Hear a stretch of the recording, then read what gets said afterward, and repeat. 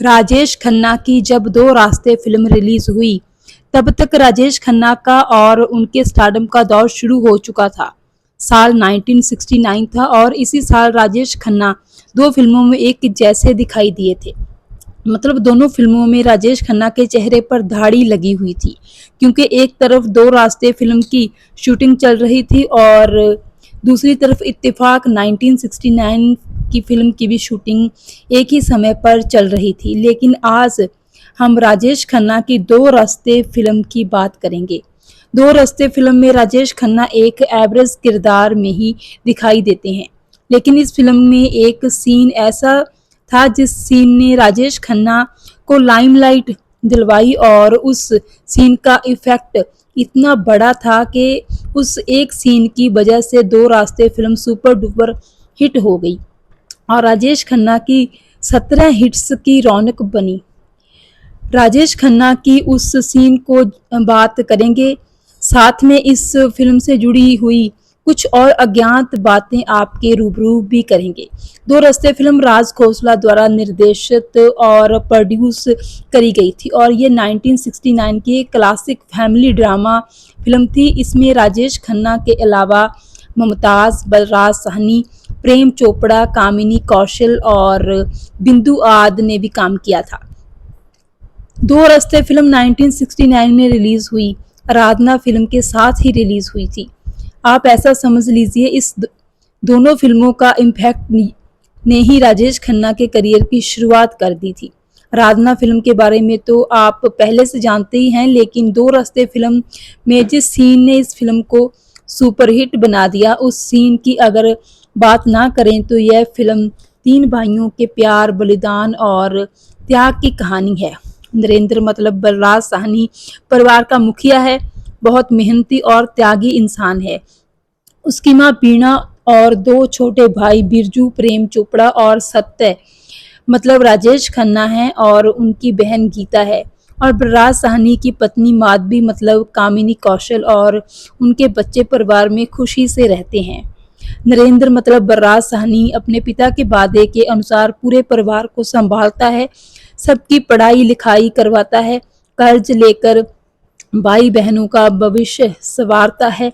छोटा भाई सत्य मतलब राजेश खन्ना कॉलेज पढ़ता है और जहां वह एक स्वतंत्र सोच वाली लड़की रीना मतलब मुमताज से प्यार करता है, और इधर दूसरा भाई बीजू मतलब प्रेम चोपड़ा इंग्लैंड में इंजीनियरिंग की पढ़ाई पूरी करके भारत लौटता है और उसके साथ उसकी पत्नी नीला मतलब बिंदु भी आती है, जो रीना मतलब मुमताज की बहन भी है। बिरजू शादी के बाद एक कामयाब इंसान बन जाता है और वह अपने ही भाई बहनों को तंग करने लगता है, उनके खिलाफ बोलता है और उनको नीचा दिखाता है। और सारी फिल्म में सत्यम मतलब राजेश खन्ना बीजू से हमेशा गुस्से में रहता है। लेकिन क्लाइमैक्स से पहले एक सीन है जब कामिनी कौशल और राजेश खन्ना अपने भाई बिरजू और बिंदु से मिलने के लिए आते हैं और हमेशा की तरह बिरजू मतलब प्रेम चोपड़ा अपने भाई सत्यम और उसकी भाभी कामिनी कौशल की बेइज्जती करते हैं, उन्हें बुरा भला बोलते हैं, ताने मारते हैं। सत्यम को गुस्से में देखकर कामिनी कौशल सत्यम को वापस जाने के लिए विनती करती है, क्योंकि उसे पता है कि सत्यम को बहुत गुस्सा आ रहा है। तो उस समय फिल्म में सत्यम यानी कि राजेश खन्ना कामिनी कौशल के साथ वापस जाने के लिए मान जाते हैं और कामिनी कौशल को घर से बाहर ले जाकर अंदर से चिटिकनी लगा देते हैं और उसके बाद राजेश खन्ना और प्रेम चोपड़ा की फाइट सीन शुरू होती है।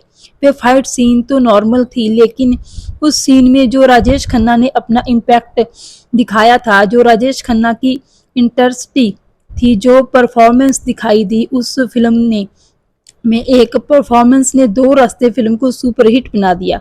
दर्शक भी देख रहे थे कि एक भाई दूसरे भाई के साथ बुरा कर रहा है। दर्शक शुरू से इसी मानसिकता के साथ सरवाइव करता आ रहा है कि एक न एक दिन तो बुराई का अंत होता है और जो शख्स उस बुराई के चेहरे पर तमाचा मारता है उसी को फिल्म का हीरो माना जाता है और वो असल जिंदगी में भी हीरो कहलाने लगता है।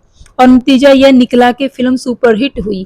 भारत में 1969 में यह फिल्म राजेश खन्ना की दूसरी सबसे कमाई ज़्यादा करने वाली फिल्म साबित हुई।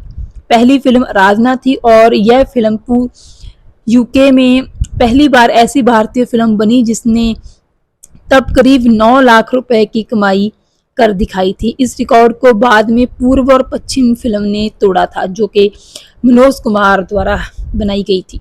हालांकि इस फिल्म में प्रेम चोपड़ा, बलराज साहनी और यहाँ तक के बिंदु ने भी बहुत अच्छा काम किया था, अच्छा किरदार निभाया था और फिल्म में मुमताज़ की भूमिका बहुत अच्छी थी। लेकिन फिर भी मुमताज़ और राजेश खन्ना पर फिल्माए गाने जैसे बिंदिया चमकेगी और छुप गए सारे नज़ारे जैसे गीतों की वजह से ये फिल्म मुमताज़ और राजेश खन्ना की सुपरहिट फिल्म मानी जाती है।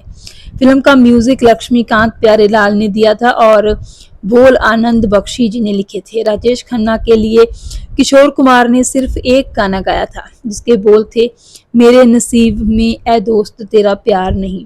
बाकी सारे गाने मोहम्मद रफ़ी जी ने गाए थे और बाद में किशोर कुमार राजेश खन्ना के मुख्य प्लेबैक सिंगर बन गए। इस फिल्म ने ढेर सारे फिल्म फेयर अवार्ड्स जीते, जैसे बेस्ट स्टोरी में चंद्रकांत काकोडकर को अवार्ड मिला, best film director, music, lyrics, supporting actress बिंदु आदने के लिए नॉमिनेट भी हुई। यह फिल्म चंद्रकांत काकोडकर के उपन्यास पर आधारित फिल्म थी और 50 से 60 के दशक की एक फैमिली ड्रामा स्टाइल को अपडेटेड वर्जन में दिखाने वाली ये फिल्म थी।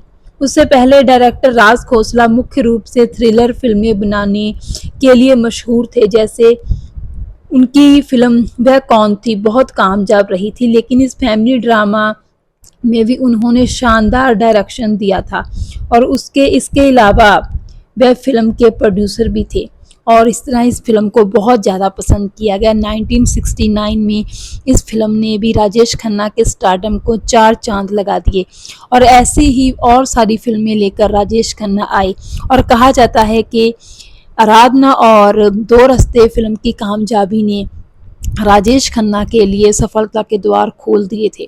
फिर तो 17 फिल्में राजेश खन्ना की लगातार हिट हुई और इसी सफलता ने, इसी लगातार हिट होने की वजह से, फिल्मों के चल जाने की वजह से राजेश खन्ना को सुपरस्टार का दर्जा मिला, जो कि इससे पहले किसी भी स्टार को, किसी भी अदाकार को ये दर्जा नहीं मिला था। हालांकि देवानंद, राजेंद्र कुमार, राज कपूर जैसे अन्य बहुत सारे कलाकार फिल्म इंडस्ट्री में तब भी सक्रिय थे, उससे पहले भी, राजेश खन्ना से पहले भी सक्रिय थे, लेकिन सुपरस्टार का दर्जा सिर्फ और सिर्फ राजेश खन्ना को मिला और ये सिर्फ इसी की बदौलत क्योंकि राजेश खन्ना ने लगातार 17 हिट फिल्में दी थी और 17 हिट फिल्में देने की जो नींव थी वो राजेश खन्ना की दो रास्ते और आराधना फिल्मों के जरिए ही बन पाई थी।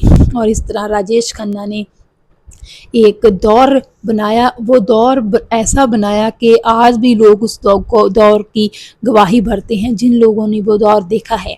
जैसे कि राजेश खन्ना की ही को स्टार रह चुकी मुमताज़ बहुत बार बातें करती नज़र आती हैं, अपने पॉडकास्ट्स में वो दिखाई देती हैं और कहती हैं कि वो दौर शानदार दौर था। इसके अलावा सलीम जावेद ने भी वो दौर देखा है, क्योंकि वो दौर शायद कहीं ना कहीं उस दौर को लिखने में सलीम जावेद का भी कहीं ना कहीं हाथ था, क्योंकि बहुत सारी फिल्में जैसे हाथी मेरे साथी जो कि राजेश खन्ना की हिट दौर की फिल्में थी, वो फिल्में सलीम जावेद की जोड़ी ने ही लिखी थी। तो इस तरह दो रास्ते फिल्म का ये सीन भी बेहद खास था, जिस सीन की हम आज बात कर रहे थे। उम्मीद है आपको वीडियो पसंद आई होगी।